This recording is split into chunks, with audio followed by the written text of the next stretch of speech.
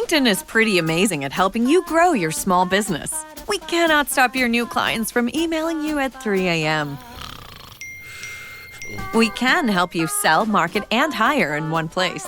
We cannot help you be in 3 places at once. And while we can't help you organize your calendar, LinkedIn can help you land more clients so you have a calendar to organize. Grow your small business on LinkedIn. Learn more at linkedin.com/smallbusiness. News team, assemble!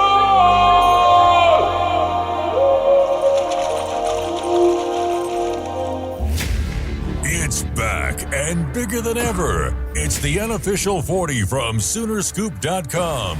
Now, here's the entire Sooner Scoop crew.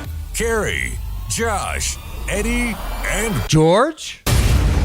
All right, we are back. It is the Unofficial 40 podcast from Soonerscoop.com. I've regained my voice after almost killing I waterboarded myself in the other room earlier today while the Hoops Report was going on. It was, I think I scared everybody in the office, Josh. I literally sounded like a man that was choking to death. We thought we were going to have to give you the Heimlich. Andrew was in there. You would have made him do it, probably.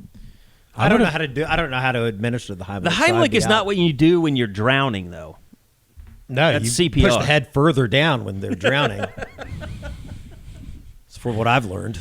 Anyway, welcome everybody. It is the Unofficial 40 podcast. It's been an interesting, exciting week. I'm going to tell you right now, I'm going to screw up any name that you put in front of me. I'm on very little sleep. I'm trying a new thing, which Eddie has assured me Tuesday is the longest it can last. But Josh, I'm trying to wake up at 4 a.m. Just based off today, I think that we're looking at less than 24 hours. What do you mean based off of today? What have I done today? Well, I just think that your brain's mashed, you're mumbled, you're tired.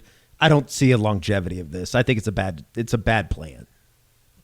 What time are you going to bed to get up at 4 a.m., Carrie? Well, I've been fortunate because the last couple of nights there have been blowouts in the NBA.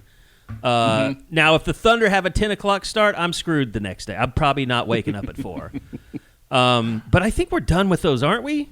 Are we done with the 10 o'clock starts? Well, I mean, they play the Lakers. Yeah, they haven't Lakers they haven't had late, any. yeah. There might be a 9:30 start. But there's in only there. there's only 2 games when they're playing the Lakers. But back to the original question. What time have you been going to bed?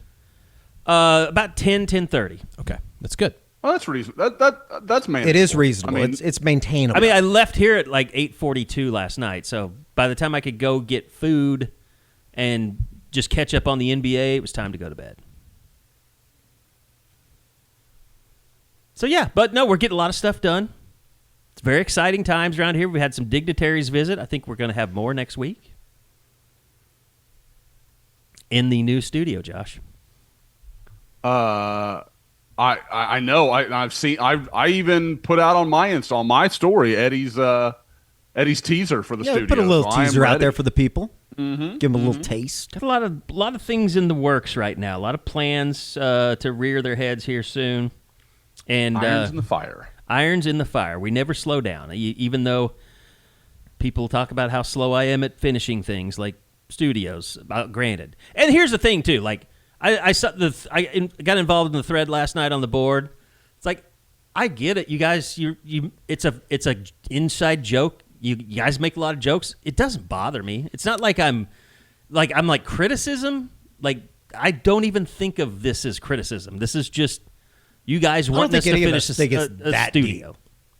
I don't think any of us think it's that deep. No, but there was definitely a guy that really kind of overanalyzed the situation. Yeah. We're in now off-season mode. Cap OU, I think. Cap OU, yeah. Shut up. It's time for our update. Where are we at, Carrie? Well, the jib just came in yesterday, and the boys have seen it. We've got some overnights coming. Now, explain what the jib is and why we need that. Can I take this one? Are you like CFO all of a sudden? No, I just what's going on? Also, does my mic sound? Yeah, it's a little weird, but we're good. Okay. Well, I walked in today and saw it and I was like, what is that? To answer your question, we don't need it. There you go. Okay. There you go. But I love having it. That's Boys and girls, that's personal growth that just happened on No, but here's the thing. Josh, yes. Yes. Yes. That's exactly what that don't need is. it, but it's going to be awesome. For like 30 seconds a show. When we figure out how to maybe use like it. 10 seconds. 10 seconds a show. Yeah. When do you think we'll learn how to use it by? I think we know how to use it. Okay. It's a lot of Bluetooth. When is it usable? Different question. Different day. We'll answer that a different day. usable by Monday? We will do a show no. next See, week from the now- new studio. I thought we were doing it this week from the new studio. No, I said it'd be ready May 1st. I didn't say we'd have a show in the can. And to I be think we're fair, gonna have to that is replay Friday. that. That is Friday. Yeah. I think we're going to have to replay that, though. I thought we were going to do one this week. If something from a breaking news standpoint, We in really don't have football- anything to... Yeah, like if something do. were to happen, I think we could jump in there. We could spend Yeah. the time to get We've in there. tested everything. We've tested everything. I'm and that's the excited thing. about it. That's where we're different now. We've hooked up the mics. We've hooked up your in-ear ears. We know that it all works. It all works. We just have to figure out little things like, okay, what's the camera angle when we're not in a two-shot? and We're at the things like point that. of like Christmas Vacation where what's her name? Clark's wife. Yeah, just call it Clark's wife. Yeah. I can't Oh, remember. yeah, she's got to flip the switch. We're looking in the back, kind of figuring out like why is this not when this plugs in, why this isn't coming on. But lo and behold, we're a breakthrough away. I mean, Is it Ellen or Helen? Ellen. Ellen. Yeah, I couldn't Thank remember. you. Uh-huh. So anyway, it's the off season. It's a perfect time for this stuff. We did a hoops report today. It was a very in-depth hoops report about everything that's happened in the portal. So you want to check that out with Bob. Bob was in studio today, and George talking about Jenny Baranchek's squad. Stickball, as you said, Eddie. 3 weeks left in the regular season. 3 weeks in baseball, entering the final week of regular season play in the softball side of things. They're headed down to College Station. This time next week, we will be, I guess, in the middle of the SEC tournament over in Lexington, Kentucky. And, baseball's got Florida coming in this weekend, Arkansas next weekend, and then Tennessee to finish out the regular season. It's kind of crazy to think that we're about to enter the first week of May and the end of school and all that kind of stuff. So lots of diamond sports here over the next month. And then Sooner Caravans coming up. Sooner Caravans in Oklahoma City just next a week at the Jones Assembly on Wednesday. Up in Tulsa at Mother's Market. Market. Is that what it's called? Motherhood Market. Mother's Market? Road Market, maybe? Yeah, something like that. We'll be able to, I hope, hear from Brent Venables at some point next week going into the first caravan stop in Oklahoma City. Those are usually, if nothing else, just fun to be at. George continues reporting on Owen Heinecke as we've got a little bit of legalese going on out there in terms of filings and I don't know, what would you call that? Rejected I'm filings? gonna keep this brief on this. Explain it to me like I'm a 3-year-old. Everything's being delayed. Just that's all you need to know. It's Oklahoma Supreme Court is saying the NCAA filed the wrong paperwork, which talking to some people, that's very common. They filed the wrong thing. Owen Heinecke's legal team responded and said you need to throw out this appeal, but the NCAA will eventually file the correct Figure appeal. out the right way to repeal. It just is delaying the inevitable, which is honestly good for Owen. So this just keeps pushing things back in terms of the NCAA and their appeal, trying to bring it to the Oklahoma Supreme Court. Now, was it the wrong form of appeal, or the timeline was messed so up? the way it works is to properly file an appeal, and we're going to get into the weeds here, and I may get some of this wrong, and there's a lot of lawyers out there in my mentions telling me when I'm wrong, but usually a bad thing. To file an appeal or a petition in error is the exact term in the state of Oklahoma. You need more than just the summary order from the judge, which is what the NCAA filed in their appeal. They need the journal entry from Heinecke's legal team, which they have 30 days from the hearing decision, so April 16th, 30 days from that, to file the journal entry, which then the NCAA can use the journal entry to file for the appeal. So they uploaded, they used the wrong document. The NCAA was just trying to get to it and appeal quickly, and they're arguing that it is an appropriate document. Oklahoma Supreme Court said it's not. So now Heinecke's group is saying you got to throw out this whole appeal. They'll eventually upload the correct document when Heinecke's legal team, probably takes all of the 30 days to upload the journal entry. So Boom. Roasted NCAA. Yeah. It's crazy. But the NCAA is eventually, like, I fully expect them to file the proper, paperwork, documents, whatever you want to call it, and try to reverse the decision. Then it's up to Heinecke's group to then they have, like, I think it's 20 days to respond to that appeal, and then the Oklahoma Supreme Court can take it up whenever. Why did they hate this kid? I don't think they hate Heinecke as much as they were always planning to do this. You know, I think Heinecke, his legal team, they all expected this to happen. The same thing happened with Trinidad Chambliss. Like, the NCAA was always going to try and reverse the injunction. Yeah, we knew it, and we talked about it on the Instant Reaction that they were going to have this But opportunity. why? Because That's the part I don't Because understand. the Like, why is NCAA, that they fighting? enforce their rules. Yeah, they want to set the standard, which has been screwed up because of COVID, because of everything, because every judge has been out there ruling against them.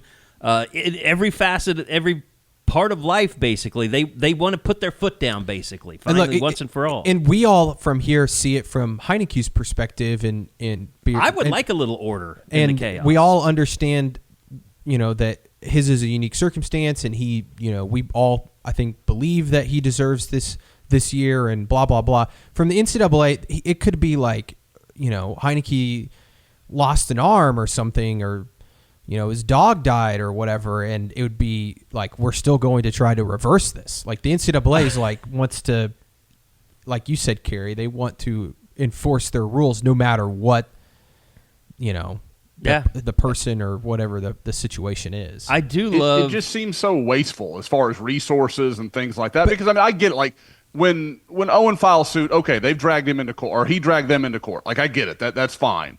But at this point, you're the instigator. You're causing this issue. No, I mean, Josh, I don't see it that way at all. I'm sorry to disagree. We don't usually do that on this podcast. But I think the NCAA is spending more money chasing down all these different lawsuits that are being filed than if they just had a standard set. If they had a precedent to be able to maybe throw some of this stuff out of court and not have to send their lawyers all over the country and individually, defend themselves on all these cases that keep popping up.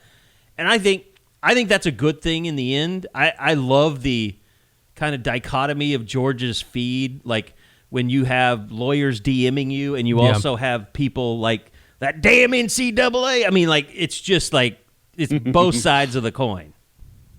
Go ahead, Josh. Like, okay, but my question is, and I get it. Like, it would be helpful for them to have a legal precedent.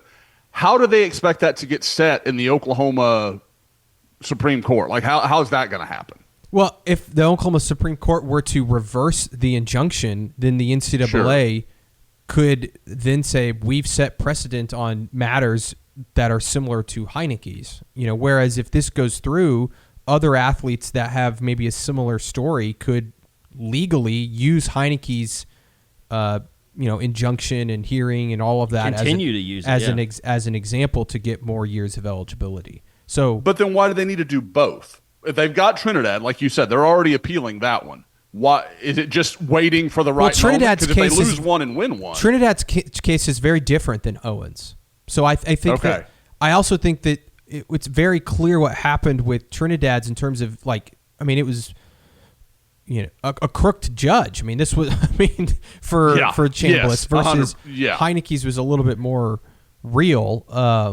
So I don't think it's shout out Thad. It's not apples to apples. I just think it's NCAA. They're like, it's in their best interest to spend the resources on trying to lay down the law because they have no more legs to stand on. They're trying to grasp for anything at this point, and they have been winning some of these cases. So that's fair. And I think that's also George White's smart just to implement this 5-for-5 rule. I mean, and I don't know how that would affect Heinecke. I don't think it would technically at all.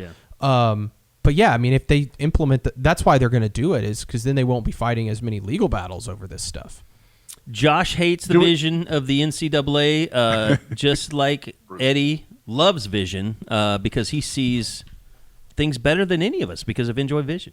Didn't get me on the OKC Friday paper, but that's okay. We'll talk about that later. Rose Lane, you're an enemy of the state. Like life, It looks different at every age for Sooner fans. Whether you're born a boomer or a little Sooner, Enjoy Vision provides personalized vision correction for every generation with $1,000 off LASIK, EVO, ICL, EVO, ICL, and lens replacement. Now's the time to get your eyes ready for the season, no matter what season of life you're in.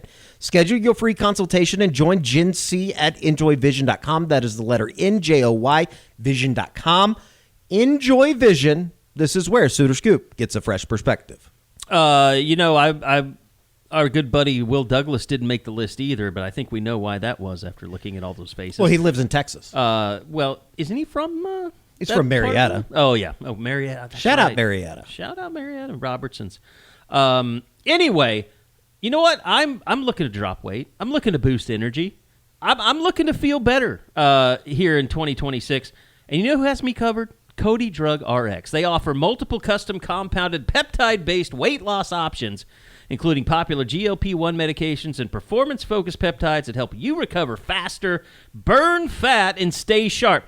Cody Drug also loves teaming up with all of you people in Oklahoma that have med spas and longevity clinics to deliver high-quality peptides quickly, safely, and with top-tier service. You won't get anything but top-tier service from Cody Drug RX. So while OU gets ready for 2026, let's get you looking a little bit better, Carrie Murdoch.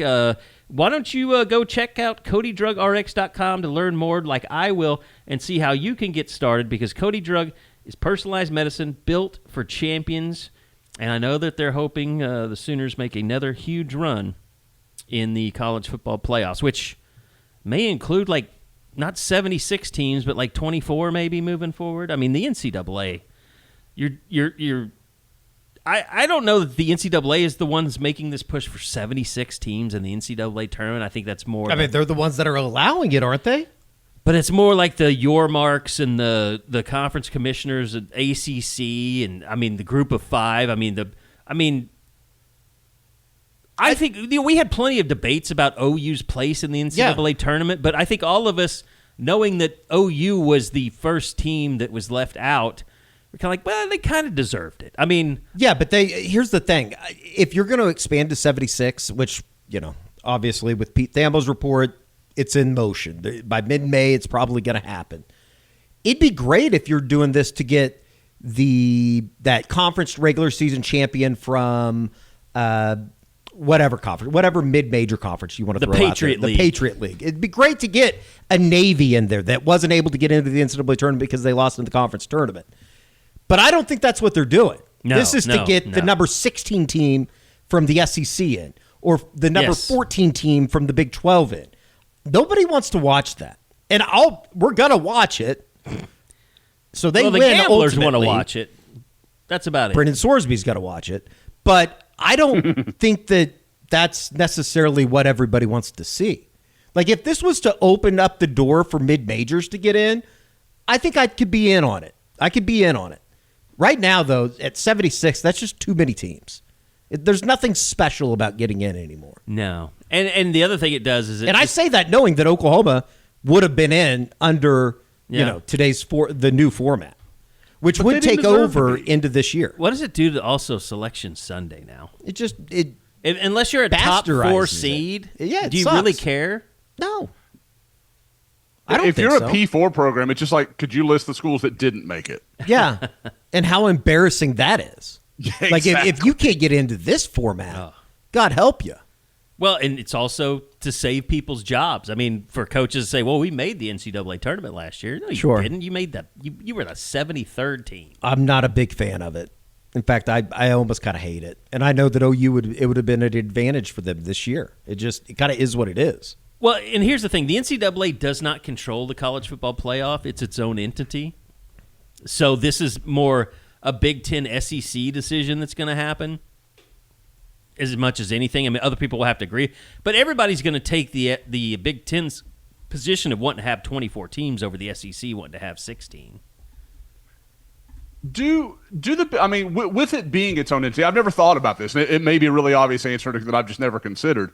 Do they have the same sway with the tournament that they do in college football? Like, is it the same power structure? Because they are not facilitating all the best teams like they are in football. Like, I just never thought about that. I mean, the thing about it is, regardless of the NCAA is officially in charge of it, we sometimes forget this because of everything that's been going on. The NCAA is the university presidents and athletic directors, just like the college football playoff is basically governed by the presidents and the athletic directors and what they want to do. So it's just that in the college football playoff, the Big Ten kind of has a stronger voice, and so does the SEC.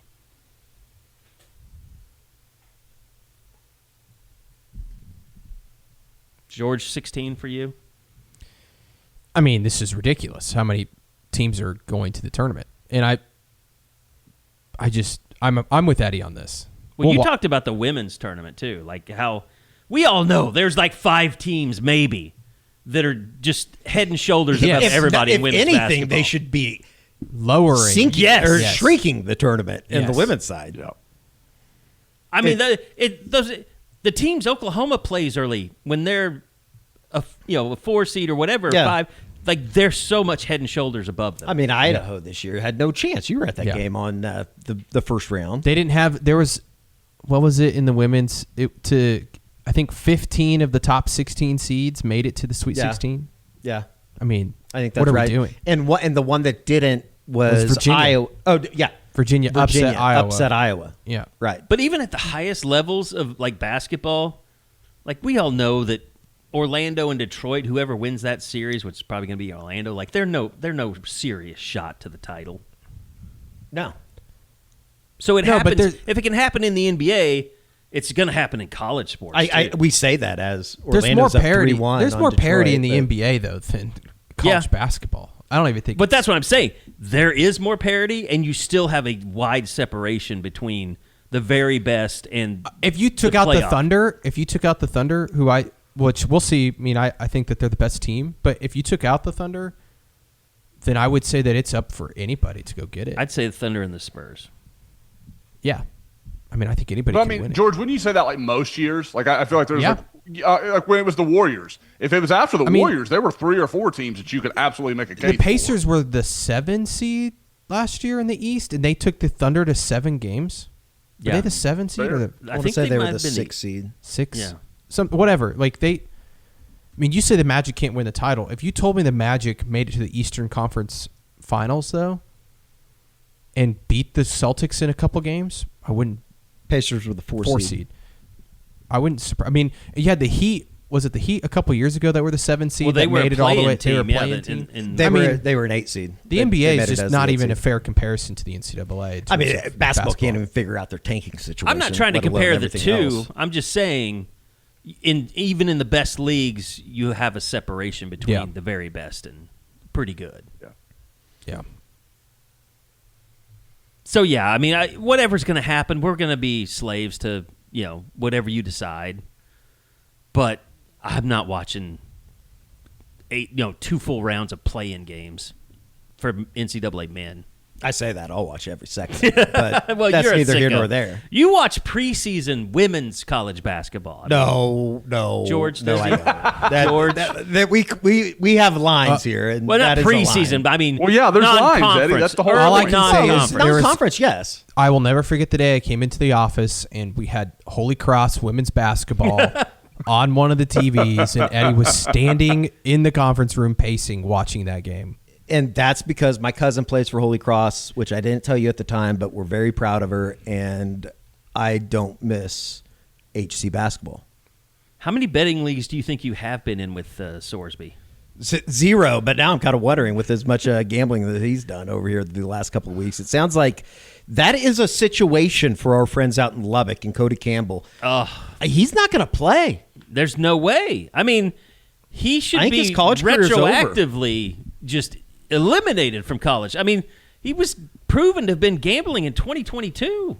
I mean, and it on does his team. right. And as it turns, That's the line where I'm like, like the gambling stuff. Like that doesn't. Like I don't care if a kid's gambling on the damn Mets game or something. Like what difference does it make? But when you're betting on your team, that's a whole different thing. Well, what's crazy is, I mean, am I crazy or do I remember this correctly? Where the NCAA got rid of the rule that players can't gamble, like for like was there maybe like a week or something, and then maybe after the it wasn't after. I want to say it was around the John Mateer Venmo stuff. I remember something along those lines. And then but someone came out and was like, "What are you talking about? Of course we shouldn't allow our athletes to gamble." Yeah, there was yes, there was something along those lines, Kerry. And it just seems like, when I first saw the news on Monday or Tuesday, whenever it came out, or I guess it would have been Monday, I thought that was a thing like, oh, he's going to head to rehab. They're going to try to display it as something of he has an illness. He's seeking help. How can you paint him into this corner type of deal? And then when you see how much gambling he was doing, it seems like this guy he legitimately had a problem. He legitimately has a problem. And the bigger problem, obviously, other than like the personal stuff, you can't do that. If you're the quarterback at Texas Tech, you just can't do that. You can't or do that Cincinnati. at Cincinnati at Division I. And it certainly seems apparently like Cincinnati knew some of that stuff was going on. they definitely, and they file all of this while he's still fighting Cincinnati, the school, to get $1 million back from money that wasn't owed. It's a nasty situation, and I think it's going to be very illuminating to the rest of the college, athletics landscape to see what happens with him. I don't see any way that he's going to be able to play football next year in 2026 for Texas Tech. He's not. No chance. Which puts them in just a world of shit. Well, the Hammond guy, though, is apparently back. Yeah, coming off an ACL injury, though. Yeah, but I mean, if he's healthy, he was really good. Yeah, he's good. He's a good For a player. backup. But I agree. Sure. Like that's Sure. that's a lot to ask. Is he national championship good though? No. Is he the type But I of don't guy think that can Sorsby- elevate? I don't their think team? Sorsby. I don't think Sorsby was either. That's fair. Yeah. I like But him at is he Cincinnati. playoff good, though? That's the question. I mean, they should probably still win the Big 12. They'll be the most talented team. Is they'll Mestamaker the still most win. talented quarterback in the Big 12 now? Have you guys seen like he's getting mocked like top 10? Yeah. Well, it was Really? because of what Pete Thamel said. What did Pete Thamel I missed say? it. Pete Thamel, someone asked him if he could see someone having a Fernando Mendoza meteoric like rise from his junior year to senior season or whatever season that was, and he said yes, I know a name right off the top of my head, and it's Drew Mestamaker. I do think he's really good. I like Morris. I like Mestamaker. I like oh my gosh, the running back that I've loved since high school. Yeah, he had some. God, yeah, from Shawnee. I'm just going blank on his name. I don't know why. I apologize. Caleb. Yeah, Hawkins. Yeah, just couldn't get there. But people like this Indiana comparison is kind of like getting out of hand. I'm like, guys, don't. OSU's not going to the playoff. Like, don't do this to yourselves. OSU's They've got a lot of holes. not their biggest problem, I wouldn't say. Obviously, when you haven't won a conference game in 2 years, like I just don't know what like offensive line wise, what are they doing? Are they going to be able to protect Sorsby? I guess the Oklahoma State fan could probably say, like, what does the Big 12 have defensive line wise? I really don't know. I'm kind of speaking out of my ass on that. I mean, I was like it's going to be the usual suspects. BYU is going to be good up front. Tech will Sure. be good up front. Sure. Utah will be good up front. But like other than that, I agree with you. Like who out there scares you? What's crazy, Indiana. So 2023 was Signetti's first year. Or no, that was the Tom Allen's last year. So before Signetti got there, Indiana was 2-10, 4-8, and 3-9. And I mean, you sit there and you say, well, Oklahoma State, they don't have a defense and they don't have players at defense. Like, and it's not like North Texas was known as a great, for all the players that might have came. I don't know how many were on defense, but you would think that it would be very difficult for Oklahoma State to make a huge splash because their defense has been so bad since what's his name left for Ohio State. Jim Knowles. Jim Knowles, yeah. And I think they went through like 3 DCs in 3 years or something. I think that's right. Was it last year that Gundy hired the guy from like D3 or something? Yes. Like it was some crate. Yeah. Or no. Last he had the guy was from 2 years ago? Vanderbilt as his defensive coordinator, and then he had the D3 guy. Mm-hmm. And then last year it was like an old guy that was they brought back, but he was terrible. Yeah, God bless. What was his name? He's a long time. That wasn't college football coach. the guy that used to run with Aranda, was it? The Baylor guy. Damn, what was his name? He was Baylor's DC for those years that Baylor kind of had it going, and then he had a bad year, and Aranda fired him. And Todd Grantham, yes. Oh God, He got yes, fired that's halfway right. through the season last year. Yeah. He's unkillable. Like, it doesn't matter how many bad defenses he runs, that dude gets another job. He's got a little Ted Roof in him.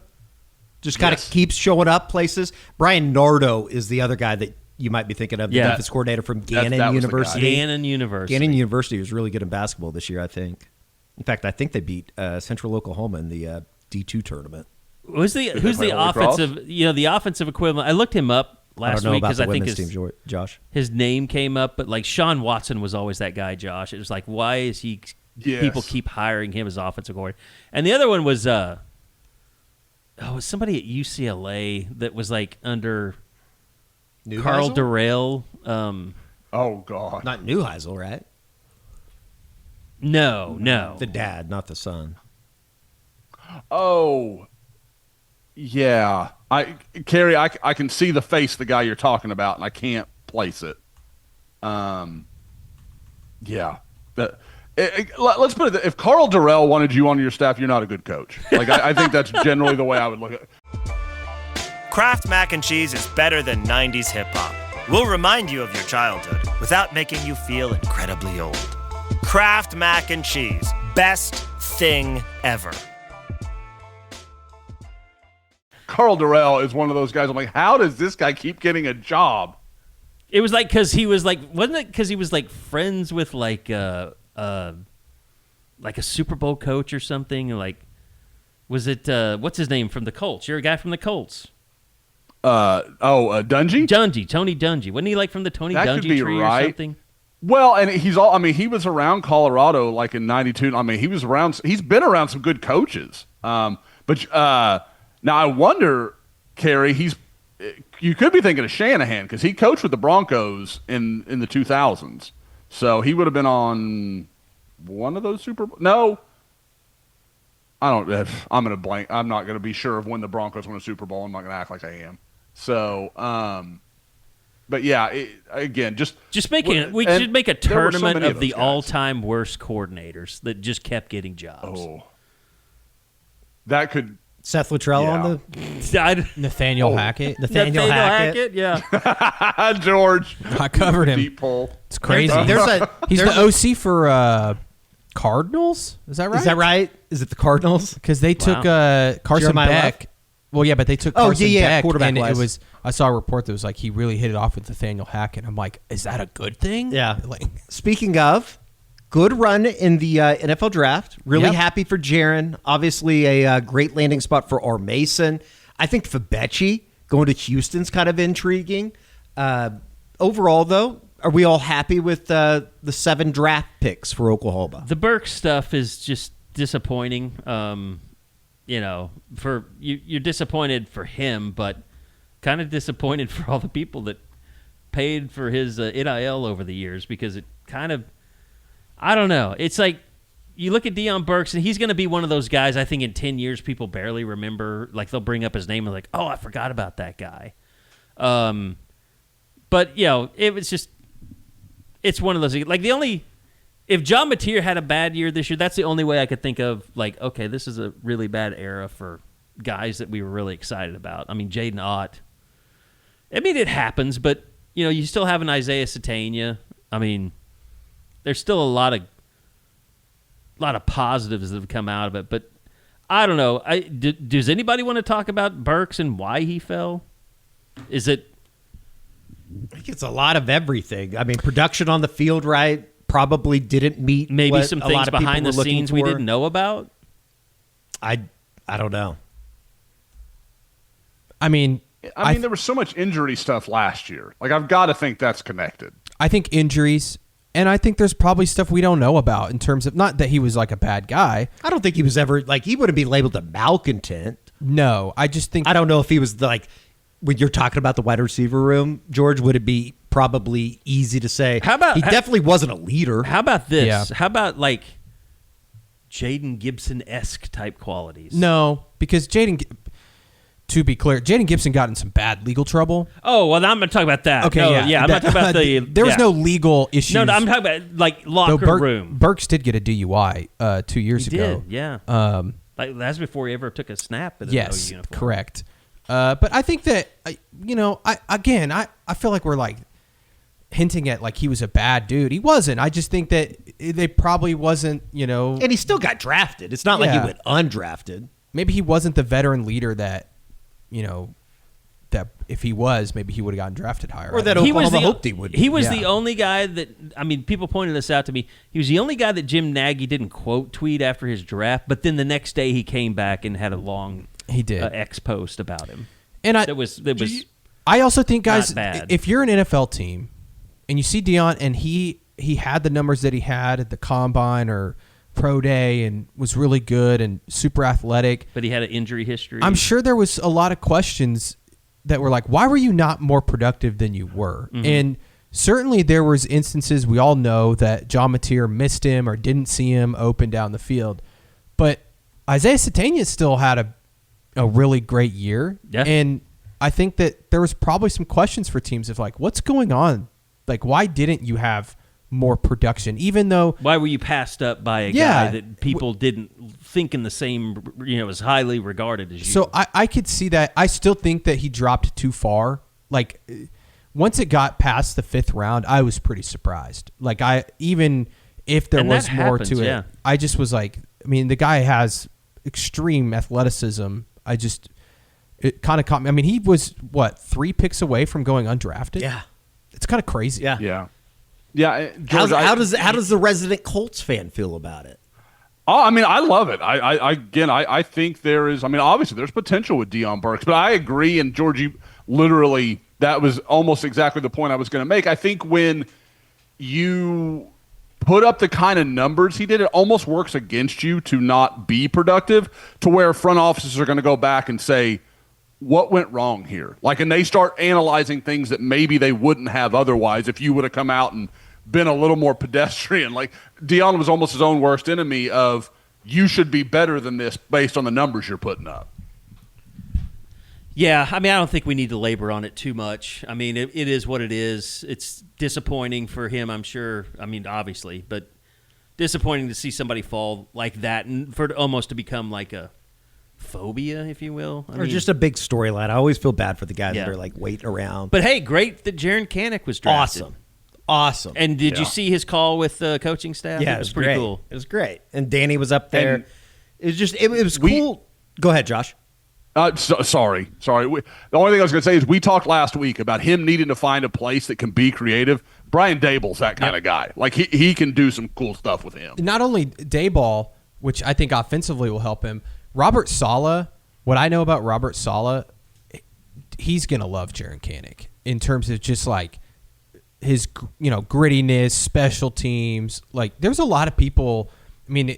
Obviously he had, some issues, but there's a lot of people in New York with the Jets. The Jets were always going to fail that thought he was a really good coach. So, but who was the quarterback that was taken by the Jets? You were just like, us, poor guy. Sam Darnold? Was it? No. This year. Was this year? It wasn't Nussmeier. Oh. Nussmeier went to the Chiefs. Who it could have been? Drew Aller went to the Steelers. Right. I know who you're talking about. But yeah, every time the Jets draft a quarterback, it was somebody. Cade Klubnik. Yes. Cade Klubnik. And he had that quote that was like, "I woke up this morning hoping the Jets would take me," and somebody was like, "That's a lie." Yeah. I will say on Cade Klubnik's part, if there was a place that he wanted to go that he could have an opportunity, although I don't know if he's going to be given that opportunity, afforded that opportunity, it's probably the easiest path to get onto the field. He might die when he gets out there, but he is going to have the opportunity. Man, he fell so far in my just esteem. The Ty Simpson stuff was interesting on Thursday night in the first round with Sean McVay. Have you ever seen a coach look that petulant? Like, he looked like he was throwing a temper tantrum. He was pissed. There's no doubt about it. And he tried to come back on Friday night and like kind of make up for it and was joking around with the reporters. It's like, dude, you were pissed last night. You can't say that you weren't. Well, stuff like that only puts a light on it. Yeah, no doubt. Like it kind of like clued everybody in that he was pissed off about it. Mm-hmm.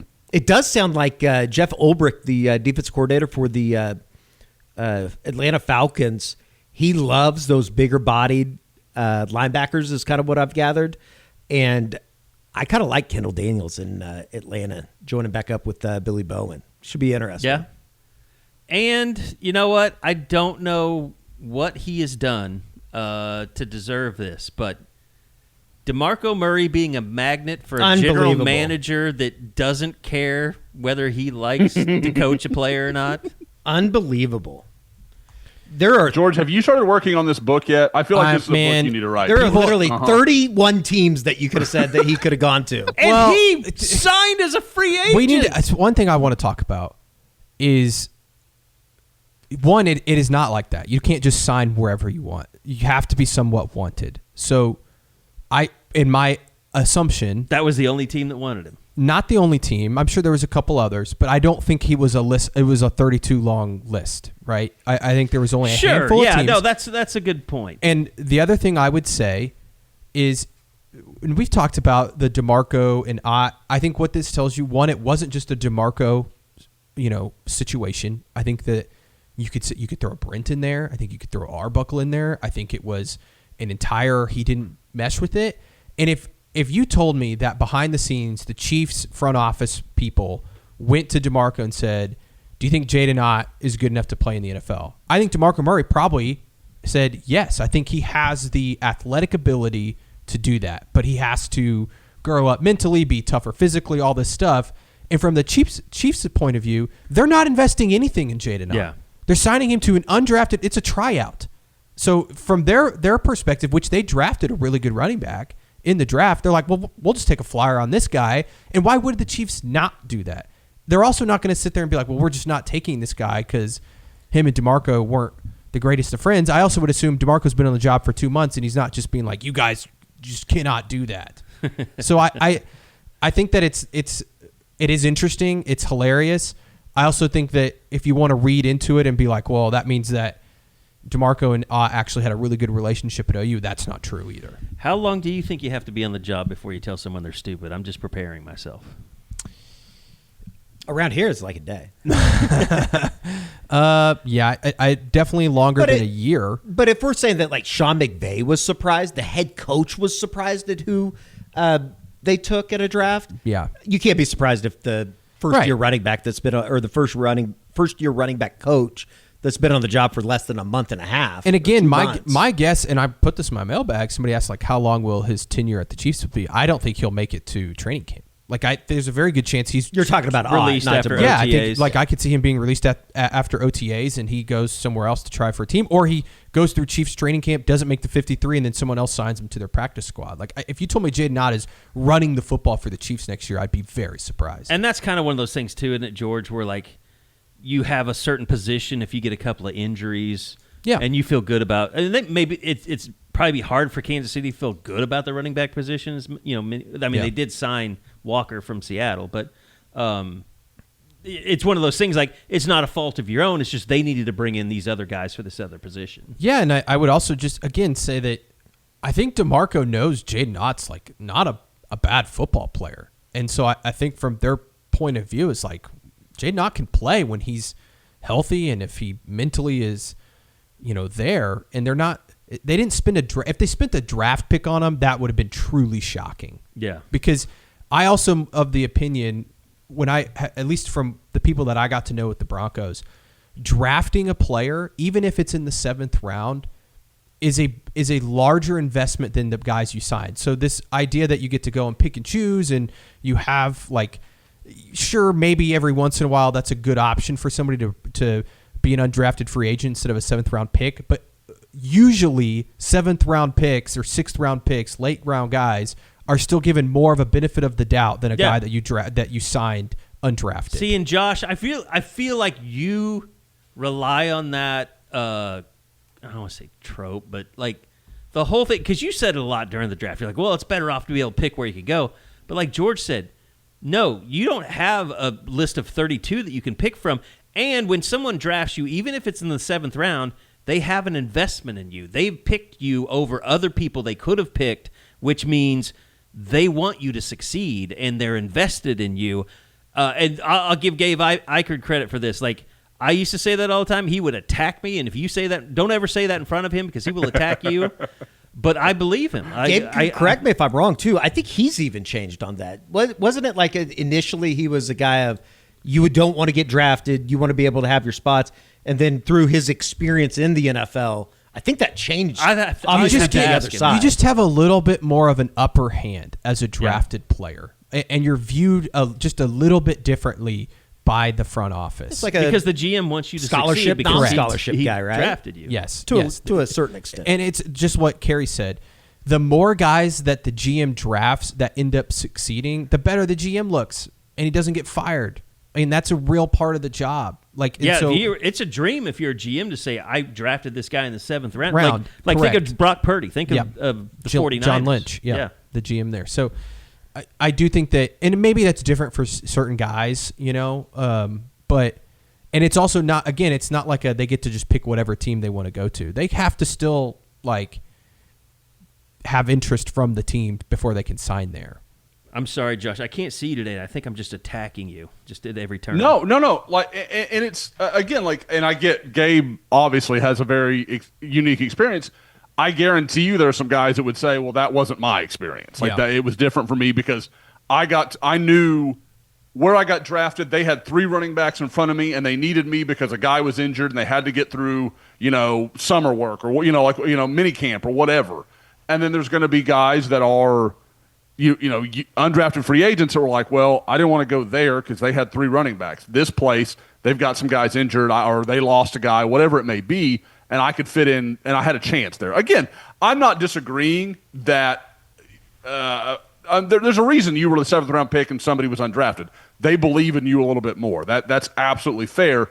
But if it's just I'm going to end up wherever I'm going to end up, because at that point, it's best available. Like, we may not have a need, but, man, that's our linebacker because he's a 7th round pick. You're not expecting that guy to come in and suddenly take over, your Mike linebacker role or your safety role or whatever. At least you have some control and know what situation you're walking into. But George is right. It doesn't mean you all 32 are available to you, but you can say, okay, these are the 4 that are interested that would sign me. What's the best of these 4? More or less next year. Draft picks? Yeah. More if things go correctly. More than 7? I mean, I put up the story the other day. I mean, I think I had 14 guys on there that, again, I'm not saying all those guys. I included Tate Sandell. Right. I don't think he'll get drafted. I take the first round, but that's just me. I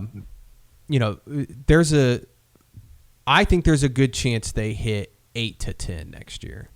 And possibly more. Depending on who comes out. Step in the right direction. Let me ask you guys this: first rounder. Is there a first rounder on this team? David Stone.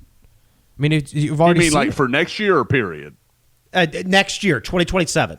Yeah, David Stone. I agree with Jordan. And David Stone can leave after this next season. Him and Jadyn Jaxsen, that group.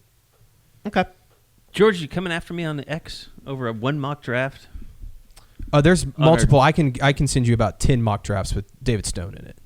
But I mean, over the Jadyn Jaxsen, David Stone, No. I mean, I was never coming after you. I just think that you underestimated how highly David Stone's going to be regarded, and he already is. And Jadyn Jackson's had a more productive career than David has at this point. But again, I don't take back anything that we argued about. I still feel the same way.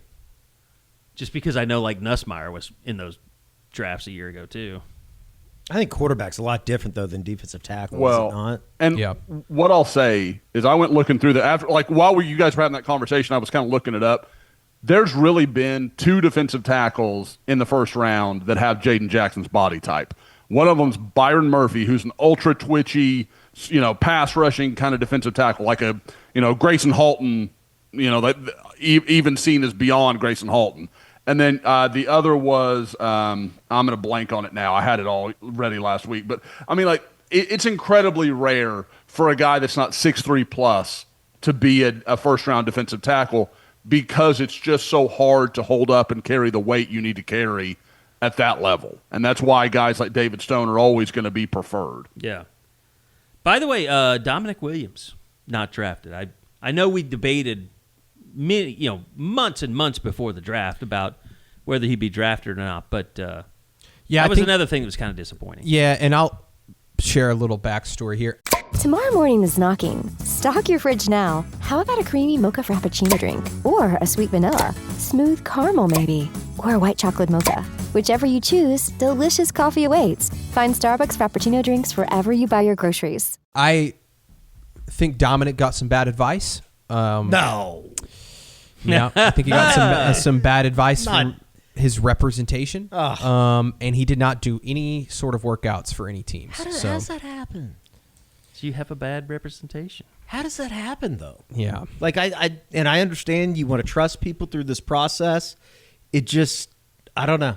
I would think that you would want to show yourself to these prospective companies that are hiring. I was over here during Pro Day. Did he not do any drills during Pro Day?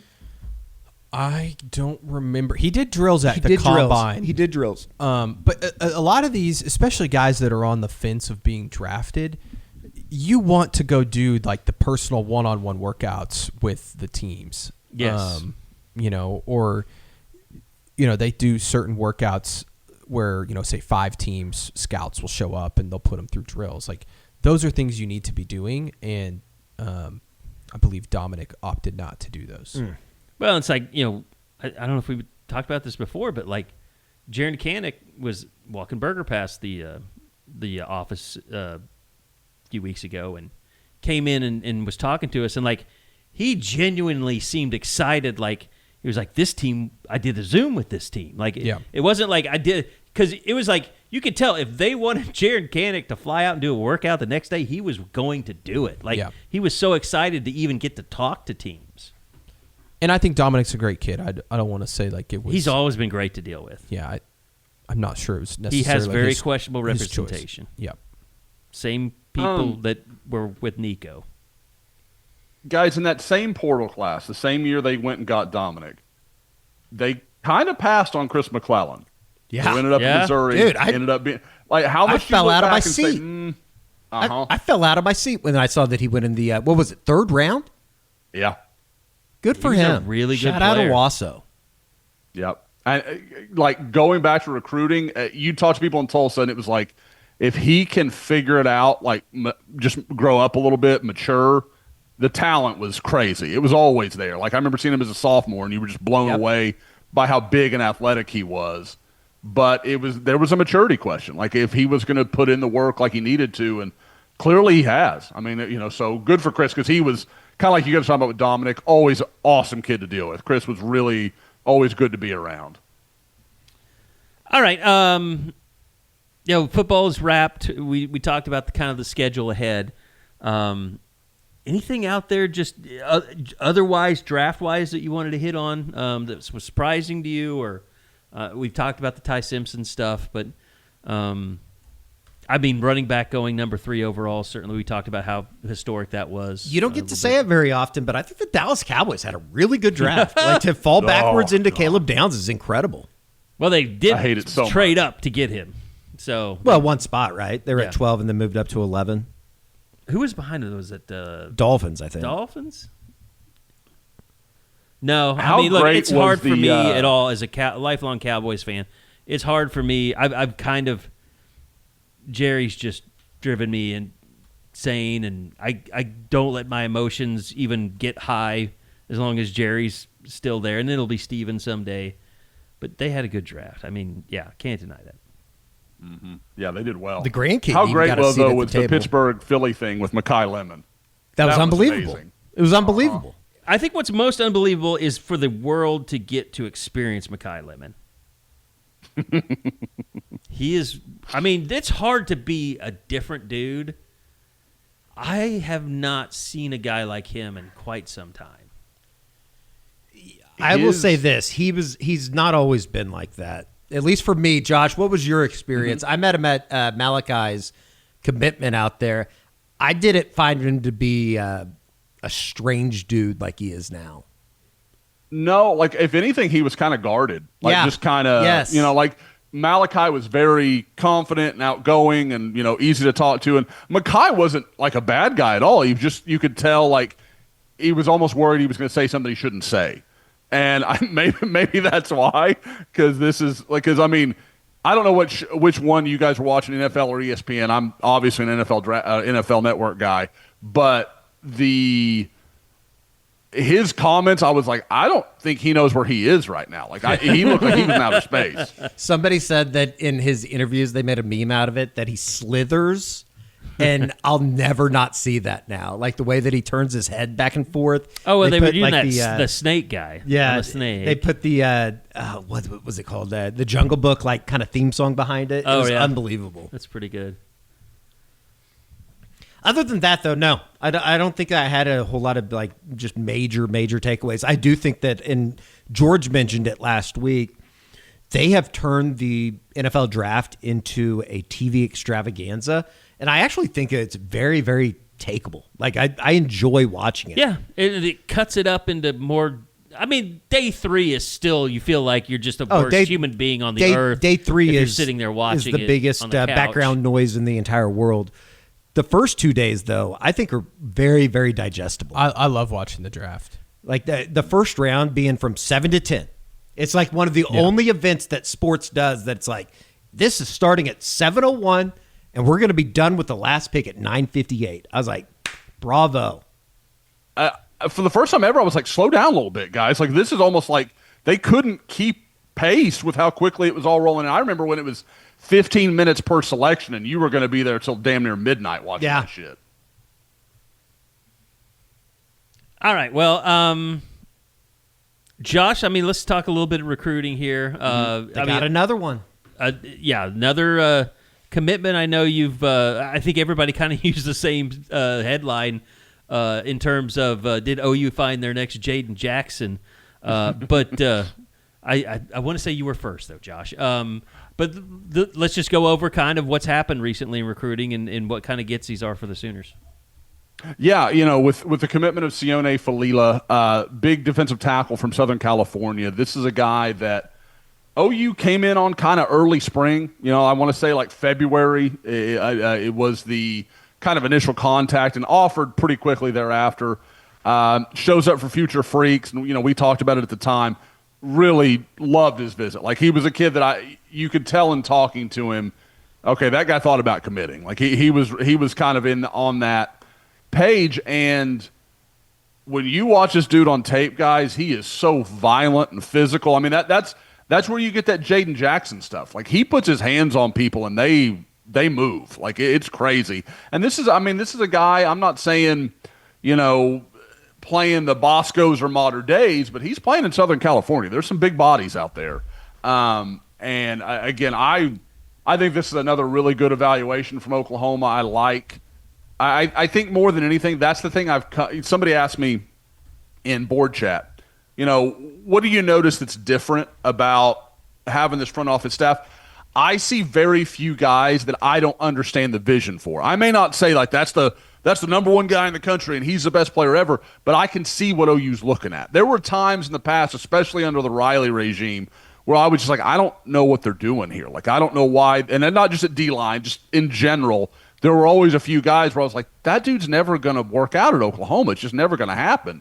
And you see very few of these guys. And I know, people see Sione and they see a 3-star and kind of maybe dismiss him a little bit in their head. This is a guy that, unless he is unhealthy or finds a reason to leave, if he stays at Oklahoma, he will be a player that has a real role at OU. I firmly believe that. I know that's very uncommon for somebody like Jadyn to come in and play from day one. Is Sione somebody that would be able to add depth in 27, or is he probably somebody that needs a little bit of time? I could believe that. I mean, because of the way he plays, Eddie, he's like, and it's the same deal with Jadyn. When you're a little sawed off, you don't have to worry about, pad level and leverage. Like that stuff comes a little more naturally than it does to a guy like, we're talking about earlier with David Stone, who's 6'3", 6'4", and has to work so much harder to get underneath those big, strong bodies in the SEC. Sione's about Jadyn's size. He's 6'1", 6'1" and some change. So it's just a little easier. And again, he's going to have to get stronger. I'm not saying he's ready to go play college ball, but you watch his junior tape and you're like, that dude is strong as hell. Like he's just throwing people around. When he bases out, he can absolutely take on a double team and eat up some blocks. Like he can do that kind of stuff. Now, can he pick up techniques and understand all the that we don't know. But physically, I wouldn't write that off. OU also lost a commitment. They did. Running back Jaxsen Stokes. What happened there? That Josh? was last Friday, correct?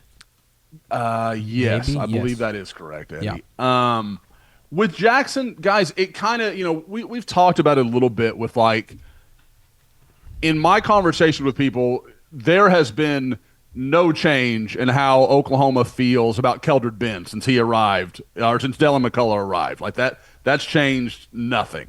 They really like him. He fits what McCullough likes at the position, does a lot of the same stuff that that he wants out of his running backs.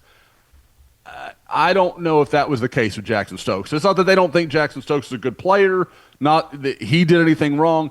I think it's just a different vision. And so I think that's kind of where it's at. He wants guys that can be big, physical, between the tackles, runners. And again, that's not to say that they can't have pop and speed and all that kind of stuff. But, guys, Jaxsen, the last time I had seen a camp listing for him, it was like 5'10", 169 or 170, something like that. So you're just like, man, I don't – and again, that's a little dated. I don't want to make that sound – but, I mean, I do think there's a legitimate question of, can he really be the kind of guy that McCullough wants him to be? And by the way, Jaxsen Stokes, that was a complete flip. He decommitted and then committed to Cal. Guys, I'm telling you, it's kind of fun covering Cal and UCLA are doing some things now. They've been dead for a couple of years, and they've made a few nice moves here. UCLA landed a kid from Tulsa. Was at Tulsa Union last year. Yeah, has now transferred to Bixby, the Kane Brackney kid. So UCLA is doing some nice things. Cal's got a couple of good wins. I don't know that OU fans are really going to care, but it's interesting with how much Oklahoma is recruiting California right now. Well, and you have to remember that the window's open at Southern Cal. So they're doing this while the window is open, Josh. 5 years in. It's amazing that it happened so quickly. It must have been one of those old homes in Hollywood Hills that kind of gets rigidy, or it's like an old window and they had to really work to get it open. The kind that maybe like a black SUV would drive by and think about taking things out of the car, that kind of thing. That's what we're talking about here. We'll break that motherfucker open. We'll take that entire family. Well, I don't think they'll have to worry about or look forward to California putting together a no tax on NIL package anytime soon. It's up to Mr. Newsom. The other thing I did want to talk about is the news about Gus Corsair. Yeah, Oklahoma's kind of the guy that we've talked about was viewed as probably the sixth offensive lineman in Oklahoma's class. Has long been kind of viewed as their center target. I haven't said a lot about this because I've gotten a lot of kind of mixed answers on what the cause of this was. So I talked to Gus on, I guess that was Monday afternoon. And we, kind of briefly, but we spoke. And he talked about, I was going to set up a visit, and now I don't think I'm going to take that anymore. And I've got some other trips I'm going to take, and I'll have my top three, and OU won't be in it. And it was kind of like, okay. It was a feeling of Oklahoma must have dropped him or something.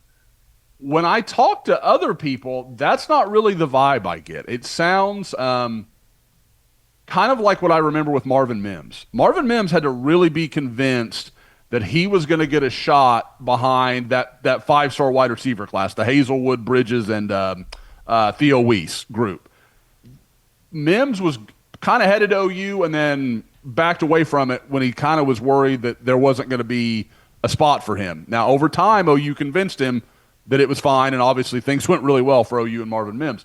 But this kind of feels similar, and I don't know if OU's going to be able to or really pursue getting back in that race. I think there is – 6 was always OU's plan. I'm not sure that he always either knew that, embraced it, however you want to say it.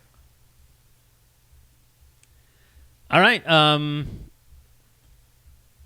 You want to get any stickball in here, Eddie? We're on to 2028, it sounds like, in recruiting. No, not really.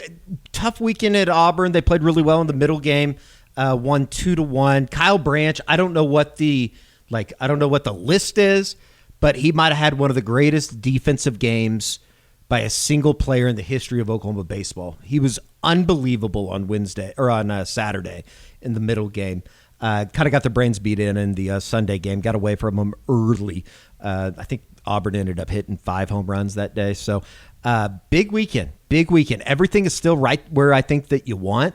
I know it just depends on what projection you're using. D1 Baseball has them on the outside looking in terms of hosting. That would change if you can win 2 or 3 this weekend. I think like if you're just looking at the last month of the season, they got 3 series left. We mentioned it earlier. You got Florida this weekend for a 3-game set. You go to Fayetteville next weekend, and then Tennessee the following weekend in Oklahoma City at the Brick. If you could scratch out a 6-3, I think you're hosting. A 6-3 might even get you into top 8, like a national seed. If you go, I don't know, I'm just throwing numbers out there. If you go like 4-5, I think you're solid in the tournament. Probably looking at going on the road in the first round or in the regional. I don't think that, and I know we've had long discussions about this on the board. If you ended up being the 2 seed in, say, Kansas's region, I think that'd be a great draw. So there's a lot to play for, obviously, with 9 games left in the regular season. They canceled their midweek game against Texas Tech that was supposed to be down in Frisco on Tuesday. So no more midweeks left. A lot of hail. They got a bunch. They were right to cancel it. Yes. Actually, Dallas kind of got saved by the Dallas Heat Dome. That's a different story. But, yeah, I think Fort Worth, they've been getting pounded with severe weather. Mineral Wells just got blasted on Tuesday night. So lot to play for. I like where they're at right now. They need to clean up some stuff just in terms of pitching and that kind of pitching and hitting at times. But overall, I think they're right where they would need to be. I mean, if you would have told me at the beginning of the season that they would have won 4 of their first 7 conference series, I think everybody would have said, yeah, that sounds about right. You wish that you could have won the Alabama series. You wish you didn't get swept at Texas, but that's in the past. You got to move forward. Florida's a really good team. They're kind of a Jekyll and Hyde team. They've had unbelievable weekends in the SEC, and then they'd go out on a midweek and lose to Jacksonville. They've lost it twice to Jacksonville this year. So it's going to be rather interesting to see what they can get out of it. Plus, you'll probably be, if you go out to the game this weekend, you'll probably have a good time just hating Kevin O'Sullivan. Oh, yeah. All time, he's one of those guys that you just look at him and it's like, that guy's an asshole, right? Like he belongs he's an interesting person on that meme of like internet assholes that are all sitting in their truck with sunglasses with like Oakleys on. Yeah, 100%. And he's one of those guys that his actions back up what everybody believes of. What did he do last year? We got into it with the Coastal Carolina people. Oh, when yeah.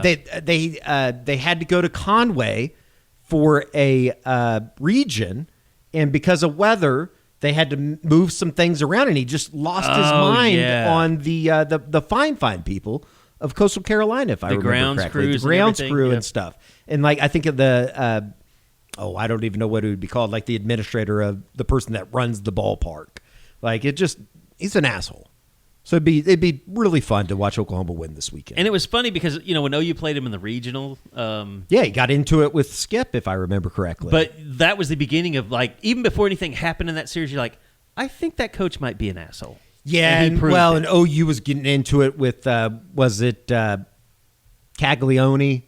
I think he was playing first base, and him and God, I can't remember. It might have been Jimmy Crooks or somebody got into it. They all time Gainesville region that year. But yeah, it should be a lot of fun. Excited about the baseball. Softball headed into their final weekend. Half the team is up for national awards. Kendall Wells is the best player maybe ever in Oklahoma history. It's just she's only a freshman. It's incredible. She's must watch TV. They've started breaking into games on ESPN, really? Like when she comes up to bat. Oh wow! Because she's on the home run chase or whatever. That kind of reminds me of when remember when Trey Young was going on that run where he was just like scoring like 40 a game, and they'd have like a ticker just for Trey Young. Yeah, they had the Trey Young ticker. Yeah. All right, and then that team fell off the the face of the planet, which I don't think the softball team's going to do. Eddie, why are you trying to ruin a publication that only people in Northwest Oklahoma City know about? Well, they put out a list that I wasn't on. It was the most influential young professionals, and half of my friends are on it, but I'm not. So I just wanted to. I told you, we need to get with you and your restaurateur buddies, and we need to get an Eddie's or something open. There's already with the new an Eddie's. entertainment Eddie's is district. already taken. I know Eddie's is already taken. Maybe a Ratto's. That could work. Maybe. Although there's a Ratto watch brand. Maybe at Penn Square. I don't know. No, I'm saying at the new Norman Entertainment District. Oh, at the Norman Entertainment. Yeah. Oh, I see what you're saying. Yeah. When these We could put fine that. citizens of Norman stopped trying to prevent it from being Congratulations to everybody that made the list. I did put out a video, and here is my. I got into the comment section on the OKC Friday paper, if that tells you anything about what this is. They still have a comment section? I don't know because I can't see my comment, but this is what I put. Disheartening to see the crooked fake news Friday paper would stoop to this low level by leaving my name off. This is similar to Michael Jordan being cut from his sophomore season at Laney High School in Wilmington, North Carolina. Oklahoma City Friday general manager, deputy publisher Rose Lane is now a sworn enemy of the state. I will build a new varsity sports grill where we can all gather for Thunder's second world championship. And guess who isn't invited? That's right, Rose Lane. So hopefully she sees that at the very least. And I've been contacted by multiple people that are on the list, and they said I should have been on. So I'll take that.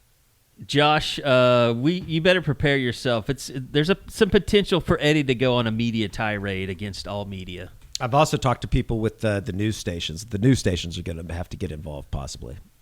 I'm just kidding. Maybe, Eddie, do we need a press conference? Like, do we just need a live press conference? I put out a outside statement Scoop on Studios? Twitter. I think that will cover Okay. it. It's really not anything I'm going to lose sleep over. At all. But I did think it was kind of funny. Friday paper. Do you remember the Friday paper, Josh? Yeah, I saw the list. I saw you put that out today. I am not 100%, but I am pretty sure I went to high school with one of those people. So I didn't know we had a Patriot on the list. It's interesting how many couples are on that list. There's a lot of couples. You can't just pick one And family and member? all very deserving. I think we could have just maybe added a name or something. I don't know. I think it's funny. I'm sure this is what happened. Rose Lane has no idea who I am, and that's probably the way it should be. Probably not a big sports fan. Probably not a big sports fan. No, it's fine. All right. I thought it was funny more than anything. Josh, anything you need to share from your life as things go on right now with the girls? Or no, wrapping up soccer season tonight. A big game for the Starburst. So we're ready to go. Yeah. Didn't you have to write a commitment story in the middle of a soccer game the other night? I did, and it did not go well. The mobile was not working great for me. That was a little bit of a disaster. All right. Well, you sent out Actually, a that was a lot of newsletter, so I disaster. was happy with you. Yes, I got the newsletter out. That did happen. So, All right. Just stay tuned to Sooner Scoop over the next couple of days. Some interesting things coming your way. And new studio. We'll keep you updated there. So looking forward to a nap here in just a little bit in the edit bay until I get my second wind. The new studio is our ballroom. There you go. All right. We'll be back again next week for another edition of the Unofficial 40 podcast. Any last words, fellas? We're having Erica Kirk in studio next week. There we go. We'll stage a shooting, an assassination Whoa. attempt on Eddie Radassa. my God. Oh, there's a line, and you crossed it. All right, as that's going to usual. do it. We'll be back again next week for another edition of the Unofficial 40 podcast right here on Soonerscoop.com.